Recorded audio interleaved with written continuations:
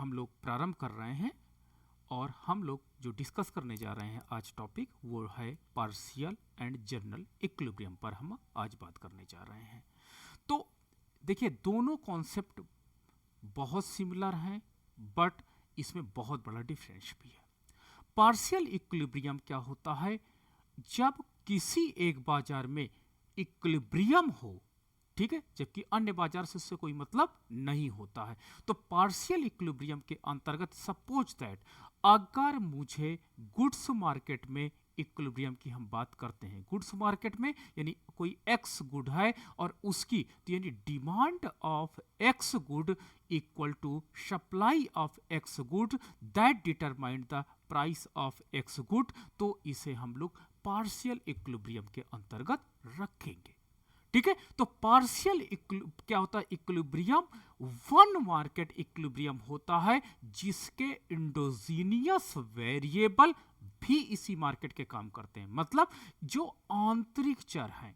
ठीक है, अब मूल्य के जो आंतरिक चर होंगे वो और पूर्ति के जो आंतरिक चर होंगे वो एक्स कमोडिटी के ही इसके अंतर्गत काम करते हैं। तो इंडोजीनियस जो वेरिएबल काम करते हैं वो इसी मार्केट के काम करते हैं, अन्य मार्केट के जो वेरिएबल्स होते हैं वो इस पर इफेक्ट नहीं डालते हैं, तो वो कहलाता है आपका पार्शियल इक्विलिब्रियम। पार्शियल इक्विलिब्रियम अधिकतर पार्शियल इक्विलिब्रियम के अंतर्गत आप उस पर्टिकुलर मार्केट का या पर्टिकुलर कमोडिटी का नाम आप लेते हुए इसमें देखेंगे, और अधिकतर जो माइक्रो इकोनॉमिक्स एनालिसिस है इसमें हम पार्शियल इक्विलिब्रियम की ही बात करते हैं। ठीक है, जनरल इक्विलिब्रियम क्या होता है? जब कई मार्केट एक साथ आपस में इक्विलिब्रियम को स्टेब्लिश करें। सपोज दैट एक्स मार्केट है, एक्स गुड्स मार्केट है, वाई गुड्स मार्केट है, लेबर मार्केट है, आपका कैपिटल मार्केट है, ये सारे मार्केट आपस में एक साथ इक्विलिब्रियम हो।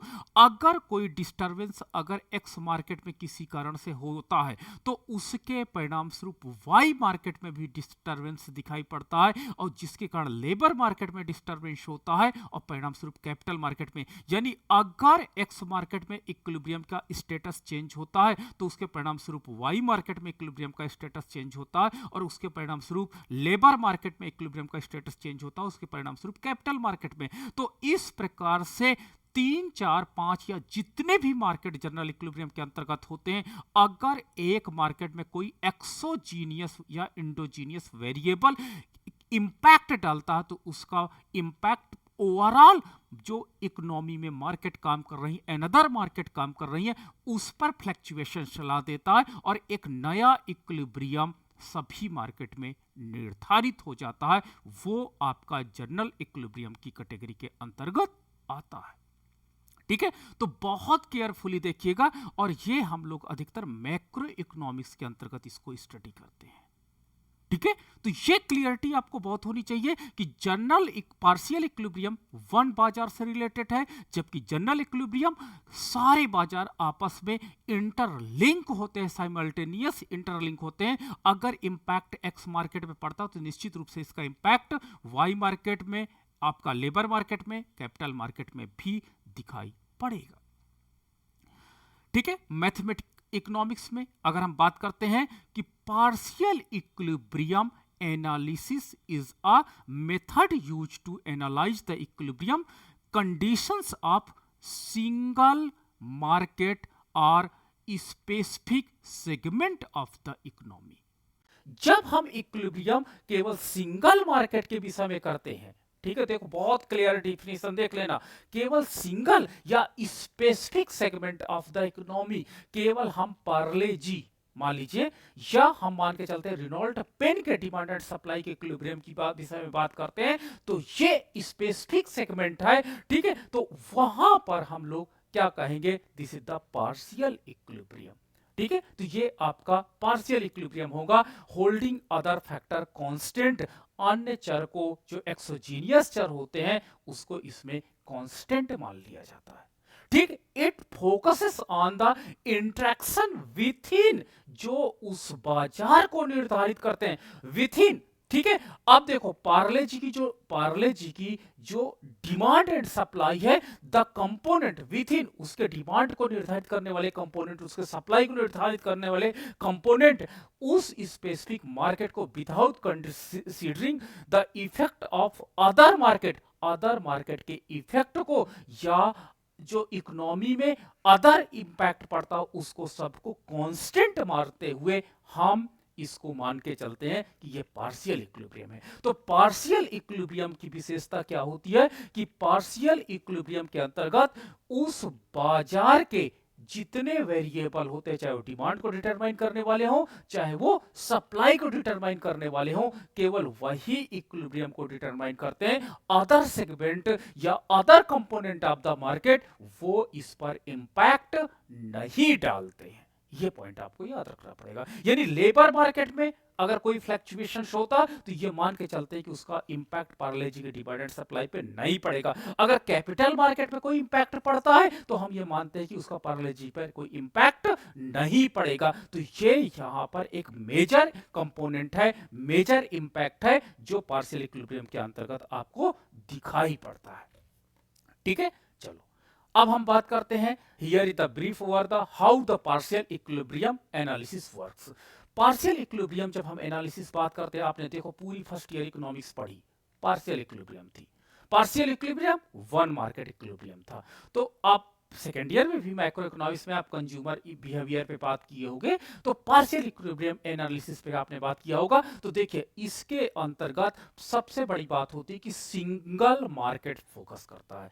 जो आपका पार्शियल इक्विलिब्रियम होता है इसके अंतर्गत सिंगल मार्केट फोकस करता है। ठीक है, typically focus on the single market such as the market for a particular good. मैंने बताया पेन का मार्केट है वो अपने कंपोनेंट द्वारा निर्धारित होगा, उसके वेरिएबल्स निर्धारित करेंगे। अदर वेरिएबल्स सर्विसेज होगी, मान लीजिए हमारे पास जियो की सर्विसेज है, जियो की सर्विसेज को निर्धारित करने के लिए जियो के जो आंतरिक supply demand and supply component है वो निर्धारित करेंगे। एयरटेल के कंपोनेंट उस पर नहीं इफेक्ट डालते हैं, ऐसा मान लेते हैं। दूसरा, assumptions. It start by making assumption about the behavior of consumers, producers and the market structure. Common assumption included perfect competition, यानी पार्शियल इक्विलिब्रियम तभी काम करेगा जब ये एजम्पशंस काम करेगी कि इकोनॉमी में परफेक्ट कंपटीशन काम करता है। जो उपभोक्ताओं का बिहेवियर है वो रेशनल बिहेवियर है। यानी रेशनल बिहेवियर का मतलब क्या होता है कि उपभोक्ता विवेकपूर्ण कार्य करेगा। विवेकपूर्ण कार्य करेगा मतलब होता है कि अगर प्राइस कम दिखाई पड़ता है तो कमोडिटी ज्यादा परचेज करेगा। This is the rational behaviour. ये नहीं कि प्राइस कम है तो डिमांड भी कम कर दे, नो नो नो नो। ठीक है, तो रेशनल बिहेवियर दिखाएगा। और फिक्स्ड प्रेफरेंस, उसके preference time to time change नहीं होते हैं। तो ये तीन एजम्पशंस अगर काम करेगी तभी आपका पार्शियल इक्विलिब्रियम निर्धारित हो पाएगा। और अगर ये तीन आपके पास एजम्पशंस नहीं काम करेंगी तो नहीं निर्धारित हो पाएगा। ये आपका सिविल के लिए बहुत इंपॉर्टेंट है और यूजीसी नेट के लिए बहुत इंपॉर्टेंट है। ये पॉइंट आप याद रखिएगा कि थ्री वो कौन कौन से एजम्पशंस हैं जो क्या होता है काम करती है पार्शियल इक्विलिब्रियम के अंतर्गत। ठीक है, नाउ द नेक्स्ट है डिमांड एंड सप्लाई। तो डिमांड एंड सप्लाई की अगर हम बात करते हैं, द एनालिसिस, जो पार्शियल एनालिसिस है, involve modelling the demand and supply function for the specific market. और वो स्पेसिफिक मार्केट जिस कमोडिटी की हम डिमांड एंड सप्लाई की बात करते हैं केवल उसकी होगी। Under the consideration the demand function represent the quality of goods. This is the internal function, this is the endogenous variables, services the consumers are willing to purchase at different price, while the supply function represent the quantity that producers are willing to sell at different price. तो this is the endogenous variable, quality देखिए quantity, आपका quantity of the goods, और यहाँ पर आप देखिए quantity of the जो producer cell करना चाहता है, और जो सर्विसेज होती है कंज्यूमर विलिंग टू परचेज, यानी जो डिफरेंट प्राइस पर परचेज करना चाहता है, ये आपके स्पेसिफिक मार्केट के इंडोजीनियस वेरिएबल्स होते हैं, जिसके आधार पर हम कह सकते हैं कि पार्शियल इक्विलिब्रियम काम करता है। अगला है इक्विलिब्रियम कंडीशन।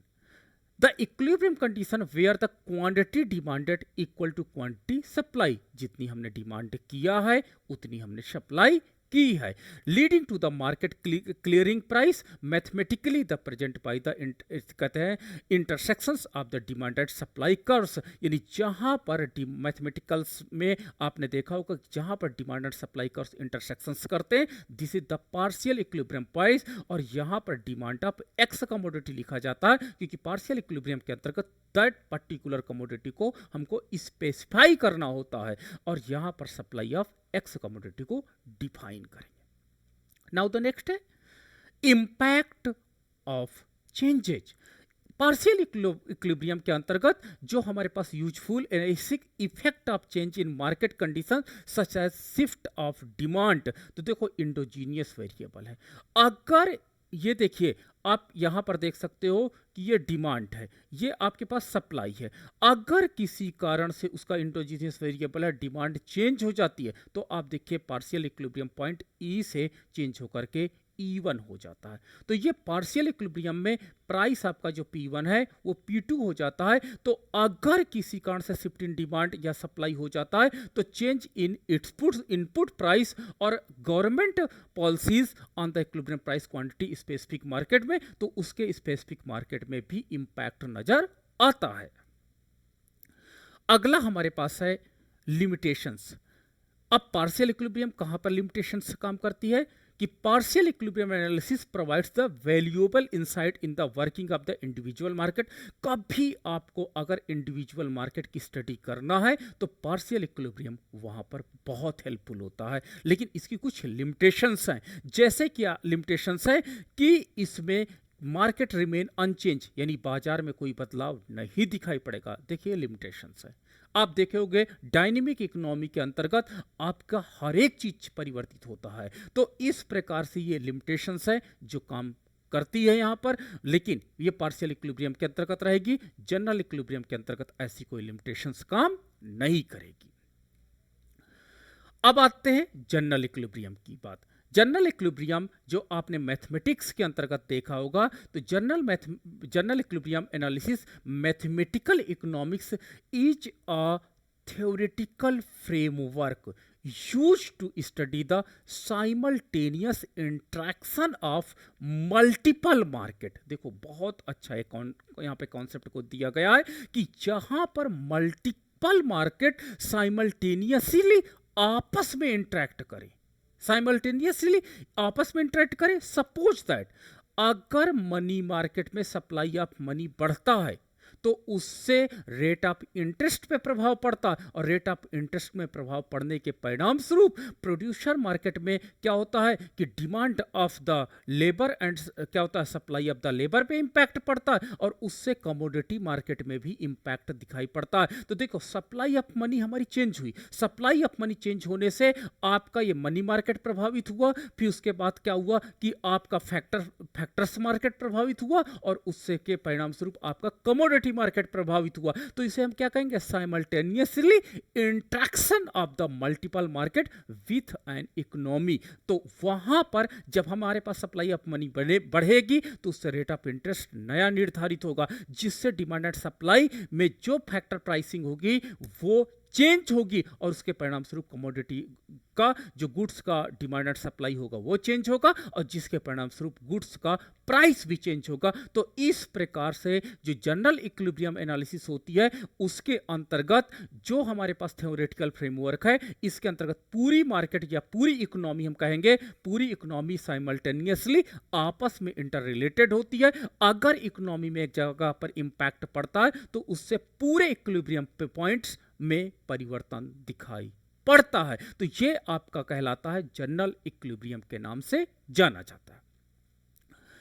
दूसरा पॉइंट है, जैसे अब आपने देखा होगा जो पार्शियल इक्विलिब्रियम है, like partial equilibrium way the focus on the behaviour of the individual market, वहां पर एकाकी मार्केट के बिहेवियर की स्टडी की जाती है। इन द आइसोलेशन, जैसे मैं एक उपभोक्ता का अध्ययन करता हूं, एक फर्म का अध्ययन करता हूं, तो इस तरह का अध्ययन होता है। General equilibrium analysis the considers of the interdependency, देखिए इंटरडिपेंडेंस ऑफ ऑल मार्केट, जितनी मार्केट इकोनॉमी में काम करती है इनकी आपस में जो साइमल्टेनियसली आपस में इंटरडिपेंडेंसी होती है उनको इसके अंतर्गत स्टडी की जाती है। और assuming that all market clear simultaneously, यानी जितनी मार्केट होती है वो साइमल्टेनियसली आपस में इंटरलिंक होती है, तो उसकी स्टडी यहां पर देखी जा सकती है। ठीक है, अब हम देखें इसके अंतर्गत, देखिए हम आज स्टडी ये करने जा रहे हैं कि कैसे पार्शियल इक्विलिब्रियम जो आपका है, ये जो पार्शियल इक्विलिब्रियम है और जनरल इक्विलिब्रियम है, इसमें अंतर क्या क्या है, तो ये हम स्टडी करने जा रहे हैं। ठीक है, तो जनरल इक्विलिब्रियम, क्या प्रॉब्लम आ रही है, एक मिनट जस्ट वेट।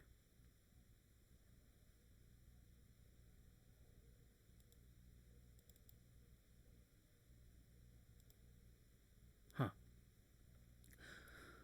तो पहला चीज है स्कोप ऑफ एनालिसिस। पहला हम अंतर, देखिए अंतर हम स्टडी करने जा रहे हैं जनरल इक्विलिब्रियम में और पार्शियल इक्विलिब्रियम में अंतर करना चाहते हैं, और बहुत स्पेसिफिक अंतर है। तो स्कोप ऑफ एनालिसिस में पहला आपका हेडिंग है, पहला पॉइंट है, आप कह सकते हो कि स्कोप ऑफ एनालिसिस के अंतर्गत अगर हम पार्शियल इक्विलिब्रियम की बात करते हैं तो पार्शियल इक्विलिब्रियम जो है focuses on the behaviour of the individual market. कोई भी मार्केट हो, इंडिविजुअल मार्केट, दैट में बी मनी मार्केट हो सकती है। ठीक है, केवल मनी मार्केट का अगर हम एनालिसिस करते हैं तो वो पार्शियल इक्विलिब्रियम होगा। हम दूसरा फाइनेंशियल मार्केट पे हम बात करें, फाइनेंशियल मार्केट पे बात करते हैं, केवल फाइनेंशियल मार्केट के इंटरनल कंपोनेंट पे हम बात करते हैं, इक्विलिब्रियम के स्टेट कंडीशंस पे बात करते हैं, दैट इज पार्शियल इक्विलिब्रियम। तीसरा हमारे पास क्या होता है, कैपिटल मार्केट है। कैपिटल मार्केट की अगर हम बात करते हैं तो ये behaviour of the individual market in isolation, केवल एक मार्केट की स्टडी की जाती है, assuming that change in one market do not affect other market significantly. अगर मनी मार्केट में कोई परिवर्तन होता है, सप्लाई ऑफ मनी चेंज होती है, डिमांड ऑफ मनी चेंज होती है, तो उसका फाइनेंशियल मार्केट में, उसका कैपिटल मार्केट में, उसका लेबर मार्केट में, उसका प्रोड्यूशन मार्केट में कोई इंपैक्ट नहीं पड़ेगा। पार्शियल इक्विलिब्रियम के अंतर्गत हम ये स्टडी करते हैं। जनरल इक्विलिब्रियम के अंतर्गत क्या होता है, considering simultaneously interact of the all markets. इसके अंतर्गत जो ऑल मार्केट इकोनॉमी की होती है वो आपस में इंटरलिंक होती है, यानी अगर मनी मार्केट में कोई चेंज होता है, supply of money reserve Bank of India बढ़ा देती है, तो उसके परिणाम स्वरूप रेट ऑफ इंटरेस्ट प्रभावित होगा। रेट ऑफ इंटरेस्ट प्रभावित होगा, निश्चित रूप से फाइनेंशियल मार्केट का इक्विलिब्रियम चेंज होगा। फाइनेंशियल मार्केट का इक्विलिब्रियम चेंज होगा, निश्चित रूप से कैपिटल मार्केट का इक्विलिब्रियम चेंज होगा। एक्नॉलेज द इंटरडिपेंडेंसी, देखिए इंटरडिपेंडेंसी है, डिफरेंट सेक्टर हमारे पास मनी मार्केट से इंटरडिपेंडेंट्स है, फाइनेंशियल सेक्टर, और फाइनेंशियल से कैपिटल सेक्टर, कैपिटल सेक्टर से लेबर सेक्टर, फिर उसके बाद प्रोडक्शन सेक्टर, सारे सेक्टर आपस में इंटरलिंक होते हैं। तो ये जनरल इक्विलिब्रियम के अंतर्गत आप स्टडी करते हो या इस प्रकार का इक्विलिब्रियम आप देखते हो। दूसरा आपका है एजम्पशन ऑफ मार्केट इंटरडिपेंडेंस। तो मार्केट इंटरडिपेंडेंस की अगर एजम्पशंस में मैं बात करता हूं तो ये, अगर मैं मार्केट इंटरडिपेंडेंसी की बात करता हूं, इस एजम्पशंस को लेकर के बात करता हूं, तो पार्शियल इक्विलिब्रियम के अंतर्गत assuming that market operate independently, इसके अंतर्गत जो मार्केट होती है वो एकाकी रूप में होती है, यानी किसी पे ऊपर डिपेंडेंट नहीं होती है, स्वयं स्वतः स्वचालित होती है। नो सिग्निफिकेंट फीडबैक, यानी कोई भी सार्थक प्रभाव इनके ऊपर अदर मार्केट का नहीं पड़ता है। ठीक है, कमोडिटी मार्केट है, ठीक है, आपकी क्या कहते हैं, फल की, सेब की डिमांड एंड सप्लाई है, that is not affected by another market. अगर Reserve Bank of India rate of interest बढ़ाए घटाए, उससे कोई फर्क नहीं पड़ता है। ये हम पार्शियल इक्विलिब्रियम की बात करते हैं। दूसरा, अगर हम जनरल इक्विलिब्रियम के अंतर्गत देखते हैं तो recognise that change in one market can affects another market through the price adjustment and resource allocation shifted. तो उससे प्राइस एडजस्टमेंट के माध्यम से ये हमको फ्लैक्चुएशन दिखाई पड़ता है, जिससे रिसोर्स एलोकेशन जो हमारे संसाधन है उनके बंटवारे में परिवर्तन दिखाई पड़ता है। तो ये हमारे पास जनरल इक्विलिब्रियम में ऐसा कुछ दिखाई होता है। अगला हमारे पास एजम्पशंस है, एजम्पशंस नंबर 3 है clearing condition, market clearing condition. तो मार्केट क्लियरिंग कंडीशन के अंतर्गत हम क्या देख सकते हैं? तो मार्केट क्लियरिंग कंडीशन के अंतर्गत हम जब स्टडी करते हैं तो हम देखते हैं क्या, पहला कि पार्शियल इक्विलिब्रियम के अंतर्गत एनालाइज ईच मार्केट सेपरेटली। देखो, इसके अंतर्गत जब हम मार्केट क्लियरिंग की बात करते हैं तो ये क्या करता है कि कमोडिटी मार्केट की अगर मैं बात करता हूं तो कमोडिटी मार्केट को अलग से स्टडी करेगा।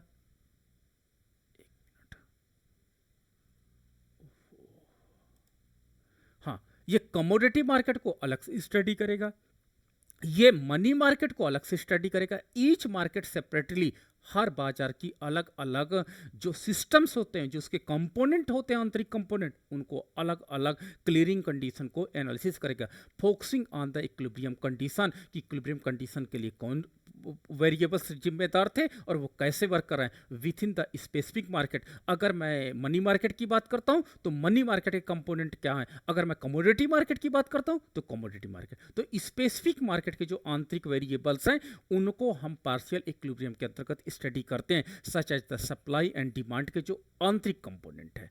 अब दूसरा हमारे पास जो जनरल इक्विलिब्रियम है, इसमें अगर मार्केटिंग क्लियर कंडीशन की मैं बात करता हूं तो examine the overall equilibrium of the entire economy. Economy में जितने भी कंपोनेंट होते हैं, अगर रेट ऑफ इंटरेस्ट में कोई परिवर्तन दिखाई पड़ता तो इसके सारे क्या होता, मार्केट क्लियरिंग कंडीशंस को स्टडी की जाती है। हर एक लेबर मार्केट में चेक की जाएगी, मनी मार्केट पे चेक की जाएगी, फाइनेंशियल मार्केट में चेक की जाएगी और देखा जाएगा कि कहाँ से ये परिवर्तन दिखाई पड़ता है। या कमोडिटी मार्केट में अगर हम देखते हैं कि किसी कारण से कमोडिटी का प्राइस बढ़ रहा है तो ये कमोडिटी का प्राइस क्यों बढ़ रहा, क्या डिमांड एंड सप्लाई के कारण बढ़ रहा, अगर नहीं तो क्या मनी मार्केट के कारण बढ़ रहा प्राइस, सारे मार्केट के एनालिसिस की जाएगी, क्योंकि इस पर जनरल इक्विलिब्रियम का इंपैक्ट तो नहीं है। तो इस प्रकार मार्केट क्लियरिंग कंडीशन को बहुत अच्छे से यहां पर स्टडी किया जाता है। आगे हम बात करते हैं जब, तो treatment of the price, treatment of the price partial equilibrium के अंतर्गत हम जो देखते हैं कि allows prices to adjust within the analysing market.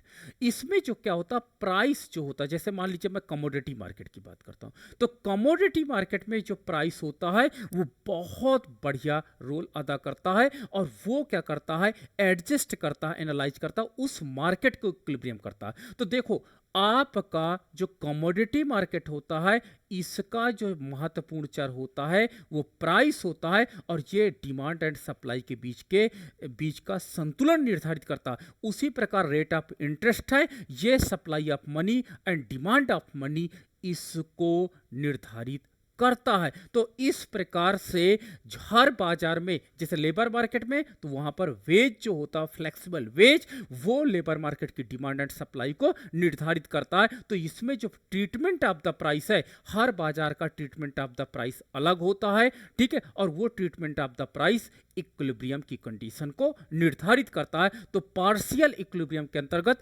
Commodity market का जो ट्रीटमेंट ऑफ द प्राइस है, price of that particular commodity होगा। उसी प्रकार से कैपिटल मार्केट में जो रेट ऑफ इंटरेस्ट होगा, उसी प्रकार से लेबर मार्केट में वेज होगा, जो ट्रीटमेंट ऑफ द प्राइस के अंतर्गत रोल सिग्निफिकेंटली प्ले करता है।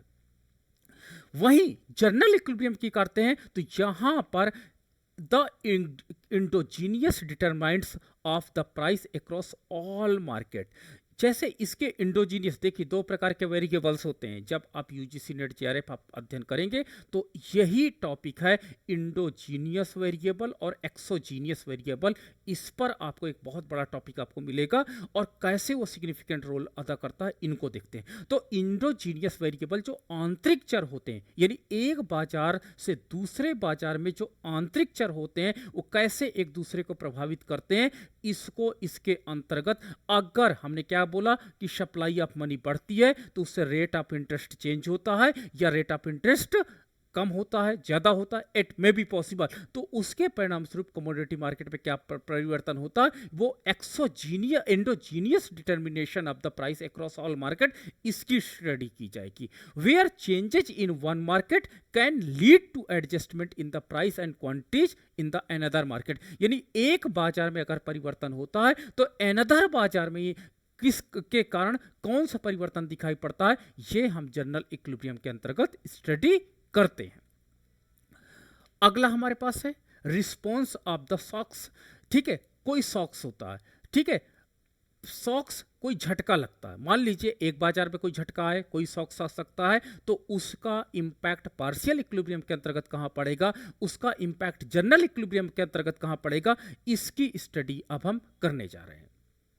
पहला, पार्शियल इक्विलिब्रियम के अंतर्गत focuses how individual markets respond to exogenous shocks on change in market condition. देखो, शॉक्स जो होता है वो एक्सोजीनियस वेरिएबल होता है, ये बाहर से आता है। झटके जो होते हैं ये बाहरी तत्व हैं, बाहरी चर हैं।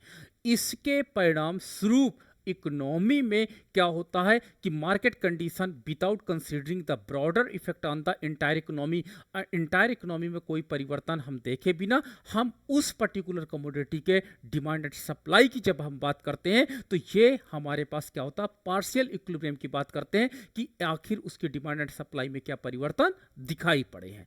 लेकिन अगर हम बात करते हैं जनरल इक्विलिब्रियम के अंतर्गत तो accounts for the systematic effect of the shocks, यानी अगर एक बाजार में जैसे अभी नोटबंदी हुई थी तो आपने देखा होगा ये शॉक्स था।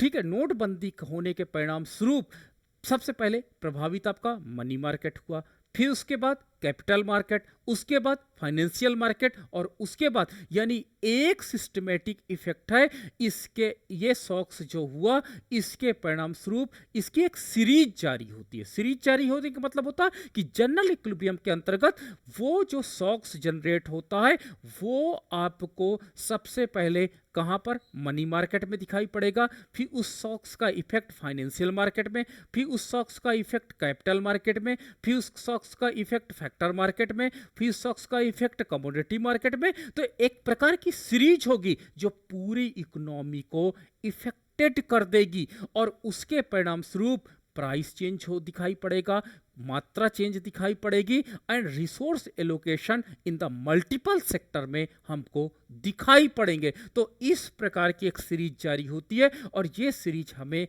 काफी ज्यादा परिवर्तन को दिखाती है। तो ये जनरल इक्विलिब्रियम के अंतर्गत हमको ऐसा दिखाई पड़ता है।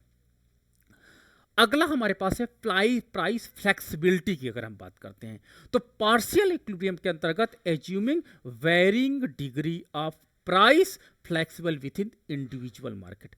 अगर कमोडिटी के मार्केट प्राइस में कोई चेंजेस होता है तो उस पर्टिकुलर कमोडिटी की डिमांड एंड सप्लाई को प्रभावित करता है with price adjustment to the clear supply and demand and imbalance. जो डिमांड एंड सप्लाई के बीच में इनबैलेंस होता है उस इनबैलेंस को ये देखता है। किसमें पर्टिकुलर, मान लीजिए एक्स कमोडिटी की डिमांड एंड सप्लाई की हम बात करते हैं तो जो प्राइस ऑफ एक्स कमोडिटी है वो demand of x and supply of x को ही प्रभावित करेगा, अनदर तत्व को प्रभावित नहीं करेगा। लेकिन अगर हम बात करते हैं जनरल इक्विलिब्रियम के अंतर्गत तो जनरल इक्विलिब्रियम के अंतर्गत considering the role of price flexibility, अगर प्राइस में कोई चेंज फ्लेक्सिबल हुआ, कोई चेंजेस हुआ in the achieving equilibrium across all market तो उसके परिणाम स्वरूप सभी बाजारों में हमको परिवर्तन दिखाई पड़ता है with price adjustment ensuring all overall market clearing में हमको इसका इफेक्ट दिखाई पड़ते हैं।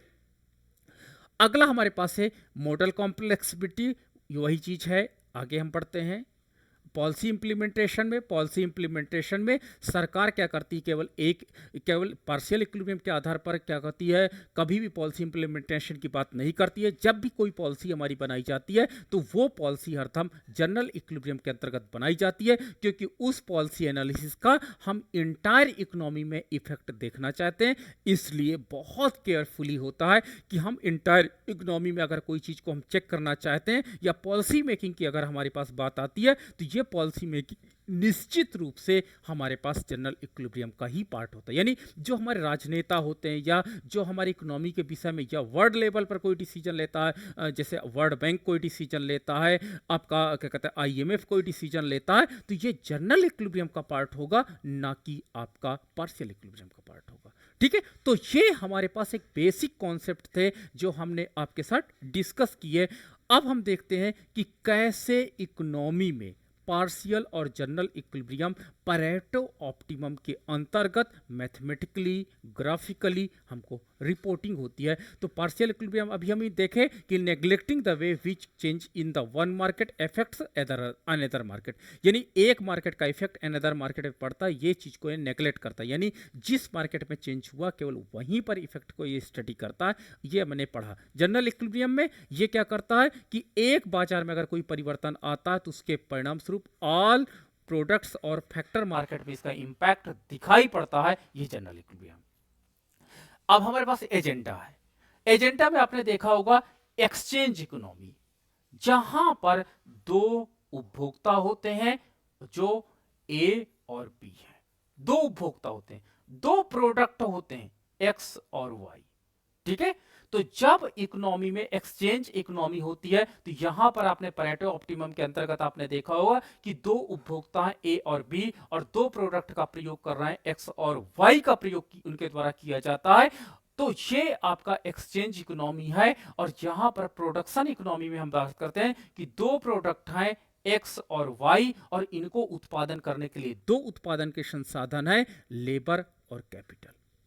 ठीक है, तो देखिए अगर मैं केवल उपभोक्ता के संतुलन की मैं यहां पे बात करता हूं तो वो आपका पार्शियल इक्विलिब्रियम होगा।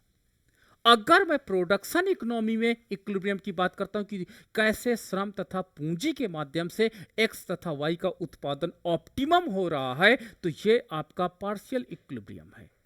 ठीक है, तो यहां पर उपभोक्ता दो उपभोक्ता एक्स तथा वाई वस्तुओं का कैसा उपभोग कर रहे हैं ताकि उनकी यूटिलिटी मैक्सिमाइज हो जाए, तो ये पार्शियल इक्विलिब्रियम का पार्ट होता है। तो इस प्रकार से ये दोनों एग्जांपल हमारे हैं। लेकिन जनरल इक्विलिब्रियम के अंतर्गत देखिए कंज्यूमर, प्रोडक्ट और आपका फैक्टर्स, ये तीनों कंपोनेंट एक पॉइंट पर इक्विलिब्रियम हो जाते हैं। और अगर किसी कंज्यूमर का प्रेफरेंस चेंज हो जाता है तो उसके परिणाम स्वरूप एक्स और वाई की डिमांड परिवर्तित हो जाती है, जिसके परिणाम स्वरूप जो उत्पादन है फैक्टर्स हैं वो भी चेंज होते हैं। तो यानी अगर एक पॉइंट में कोई परिवर्तन आता है तो उसके परिणाम स्वरूप पूरी इकोनॉमी के ऑल कंपोनेंट में इक्विलिब्रियम चेंज हमको दिखाई पड़ता है। तो ये आपका जनरल इक्विलिब्रियम का पार्ट माना जाता है।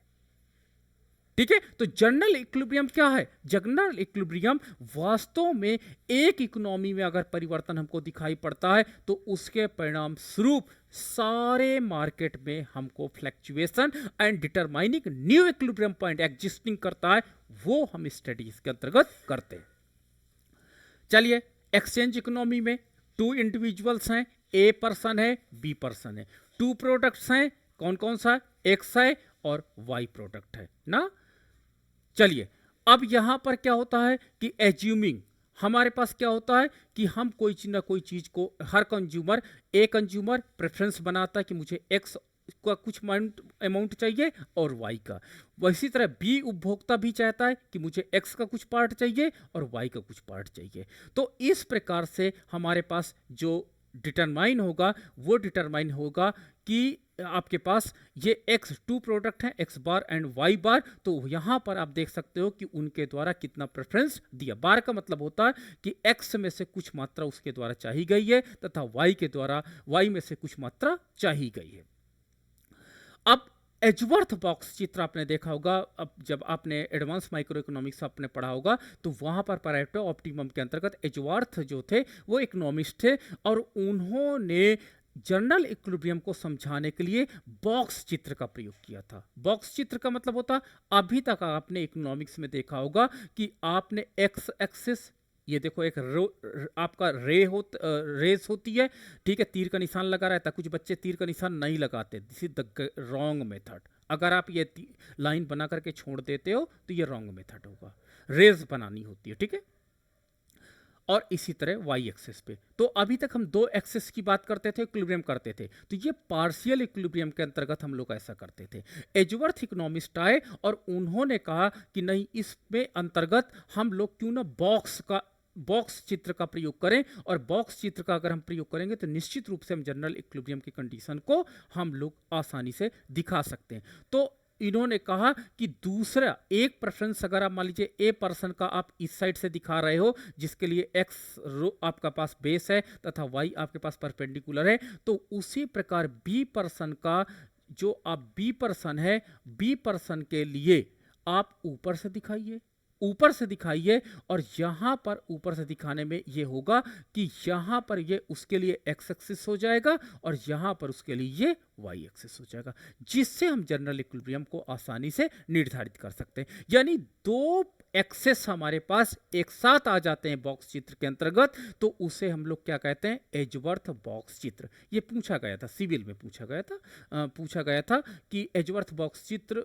किसने डेवलप किया था, तो प्रोफेसर एजवर्थ ने डेवलप किया था। क्यों? जनरल इक्विलिब्रियम को डिटरमाइन करने के लिए मैथमेटिकल इकोनॉमिक्स के अंतर्गत या ग्राफिकल इकोनॉमिक्स के अंतर्गत हम कैसे डिटर्मिनेशन को दिखाएं, तो उसको दिखाने के लिए एजवर्थ ने इस बॉक्स चित्र का प्रयोग किया था। तो मान के चलते हैं, look at the word for the individual as perspectives, तो और बी यानी दो हमारे पास कंज्यूमर है, तो ए कंज्यूमर का प्रोस्पेक्टिव दिखाने के लिए हम ये नीचे वाले पार्ट को दिखाते हैं, और बी को हम दिखाने के लिए ऊपर वाले पार्ट को, यानी बी यहां पर है, ए यहां पर है, और ए के लिए आपके पास ये एक्सिस है और बी के लिए ऊपर वाला है और ये आपका वाई है। तो इस प्रकार से दो कंज्यूमर के इक्विलिब्रियम, पहले तो हम पार्शियल दिखाएंगे, फिर हम जनरल सारे मार्केट को एक साथ इंटरलिंक कर देंगे, तो वो आपका जनरल इक्विलिब्रियम स्टेब्लिश हो जाएगा। जो इनके स्लोप लाइंस होंगे, जो इनके मार्जिनल रेट ऑफ सब्स्टिट्यूशन होंगे, वो आपके मैथमेटिकल इकोनॉमिक्स का पार्ट हो जाएंगे। ठीक है, कंबाइन ए एंड बी, ए और बी को अगर हम कंबाइन करें विथ एन एजवर्थ बॉक्स में, तो हमको एक पार्शियल इक्विलिब्रियम कंज्यूमर मार्केट का दिखाई पड़ जाएगा। अगर मैं एजवर्थ बॉक्स में ए के कॉम्बिनेशन को बी के कॉम्बिनेशन के साथ इक्विलिब्रियम में लाऊं, तो निश्चित रूप से हम एजवर्थ बॉक्स चित्र के अंतर्गत पार्शियल इक्विलिब्रियम को आसानी से ढूंढ सकते हैं। हम पार्शियल इक्विलिब्रियम को आसानी से इसके अंतर्गत सर्च कर सकते हैं, तो ये हम यहां पर आसानी से देख सकते हैं। अब देखो, एजवर्थ बॉक्स चित्र के अंतर्गत अभी मैंने आपको बताया था कि एजवर्थ इंडिविजुअल ए को मान रहा है। देखो, इंडिविजुअल ए को जब मान रहा है, और यहां पर आपको रेज सिंबल लगाना इंपॉर्टेंट होता है। ठीक है, अब हमारे पास क्या होता है, ऊपर पार्ट आपका total amount of y commodity कितना, वो ए व्यक्ति वाई कमोडिटी के कितने पार्ट को पसंद कर रहा है, ये हम दिखा रहे हैं। इसी प्रकार से हम यहां पर ए व्यक्ति द्वारा एक्स कमोडिटी के कितने पार्ट को, total amount of x commodity, x bar का मतलब होता है एक्स में से, क्योंकि देखो पूरा एक्स तो खरीदेगा नहीं, क्योंकि अगर पूरा एक्स खरीद लेगा तो निश्चित रूप से वाई खरीद नहीं पाएगा। तो इसलिए क्या करेगा कि ये जो एक्स कमोडिटी का एक्स बार पार्ट है, यानी उतना उसने प्रेफरेंस दिया, तो ये हमारे पास एजवर्थ पार्ट में ए इंडिविजुअल्स के प्रेफरेंस दिखा रहे हैं। तो जब दो कमोडिटी है तो इनके प्रेफरेंस को हम किससे दिखाएंगे, इंडिफरेंस कर्व से दिखाएंगे। तो आपने बताया होगा कि ये आपका इंडिफरेंस कर्व है, आईसी कर्व है हमारे पास, और ये आईसी कर्व जो हम लोग यूटिलिटी को रिप्रेजेंट करते हैं, तो A1 आपके पास यूटिलिटी है, यानी अगर इसमें उपभोक्ता हमारे पास कहीं पर रहता है तो हम कहेंगे कि उसकी यूटिलिटी है, और अगर वो उसका इंडिफरेंस कर्व ऊपर की ओर शिफ्ट हो रहा है, देखिए आपको यहां पर दिखाई पड़ रहा होगा कि यहां पर जो आपके पास आपका यूटिलिटी कर्व है या इंडिफरेंस कर्व ऊपर की ओर शिफ्ट हो रहा है, तो यानी उपभोक्ता की यूटिलिटी पहले से बढ़ रही है। तो ये ए इंडिविजुअल्स का दिखा रहे हैं। अब इसी तरह मैं बी इंडिविजुअल्स का दिखाऊंगा, लेकिन कंडीशन की एजवर्थ बॉक्स चित्र में तो मैंने बोला था उल्टा करना पड़ेगा, क्योंकि हमको बॉक्स बनाना पड़ेगा। तो यहां पर आप देखिए कि इंडिविजुअल बी है, और इंडिविजुअल बी के लिए ये आपका एक्स पार्ट होगा, तो ये यहां पर एक्स पार्ट होगा, और यहां पर आपका वाई ये पार्ट होगा, ये पार्ट आपका वाई हो जाएगा, और ये उसका इंडिफरेंस कर्व को रिप्रेजेंट करेगा जो UB1 के नाम से यहां पर दिखाई पड़ता है। और अगर उसका यूटिलिटी बढ़ती है तो ये देखिए इस साइड ये तरफ आता चला जाएगा। देखिए ये यहाँ पर ऐसा आता चला जा रहा है। तो यानी अगर ये मूल बिंदु है, मूल बिंदु से जैसे उसके इंडिफरेंस करो ऊपर की ओर आते चले जाएंगे, मतलब कि उपभोक्ता बी जो होता है वो बहुत अच्छे से ऊपर की ओर बढ़ रहा है, मतलब कि उसके प्रेफरेंस बढ़ते चले जा रहे हैं, मतलब उसको यूटिलिटी अच्छी गेन होती चली जा रही है। अब हम देख सकते हैं total amount of x and total amount of y को हम यहां पर आसानी से देख सकते हैं। तो एजवर्थ बॉक्स चित्र के अंतर्गत दो उपभोक्ताओं के एक साथ इक्विलिब्रियम को दिखाने का एक बहुत अच्छा मेथड है, जिसे इन्होंने बॉक्स टेक्नोलॉजी के माध्यम से दिखाया था। और बॉक्स टेक्नोलॉजी के माध्यम से अब देखिए इस बॉक्स को कंप्लीट कर दिए। जब बॉक्स को कंप्लीट कर दिए तो देखिए ए उपभोक्ता का प्रेफरेंस जो है वो ये है, ये पार्ट है, और बी उपभोक्ता का जो प्रेफरेंस पार्ट है वो ये है। और जहां पर ए उपभोक्ता और बी उपभोक्ता एक इक्विलिब्रियम पॉइंट पर आ जाते हैं, हम उसे क्या कहेंगे कि कंज्यूमर मार्केट में दो उपभोक्ता एक साथ इक्विलिब्रियम में आ जाते हैं। तो जब दो उपभोक्ता एक साथ इक्विलिब्रियम में आ जाते हैं तो इसको मेजरमेंट करने का तरीका जो एजवर्थ बॉक्स चित्र है वो परेटो का एक प्रकार का टूल था। यानी परेटो ने इस एजवर्थ से बोला होगा कि यार कुछ ऐसा हमको दीजिए, या परेटो द्वारा एजवर्थ बॉक्स चित्र का प्रयोग किया गया क्योंकि उनको पार्शियल इक्विलिब्रियम और जनरल इक्विलिब्रियम को दिखाना था रेखा चित्र के माध्यम से और मैथमेटिकल मेथड से। तो इस प्रकार से एजवर्थ बॉक्स चित्र को बनाया गया। तो परेटो ऑप्टिमम डिटरमाइन करने के लिए एजवर्थ बॉक्स चित्र बहुत अधिक हेल्पफुल रहा। अब हम कल आपको एजवर्थ बॉक्स चित्र के माध्यम से पार्शियल इक्विलिब्रियम और जनरल इक्विलिब्रियम के सारे कॉन्सेप्ट यहाँ पे क्लियर करेंगे। आपका एडवांस माइक्रो इकोनॉमिक्स के अंतर्गत परेटो ऑप्टिमम का भी क्वेश्चन यहाँ पे सॉल्व हो जाएगा। ठीक है, तो आपको मैथमेटिकल और आपका एडवांस माइक्रो इकोनॉमिक्स भी हम यहीं से सॉल्व कर देंगे। तो this is the first part of the general and partial equilibrium. Second part में हम ग्राफिकल और मैथमेटिकल उसको प्रूफ करने का प्रयास करेंगे। ओके, सो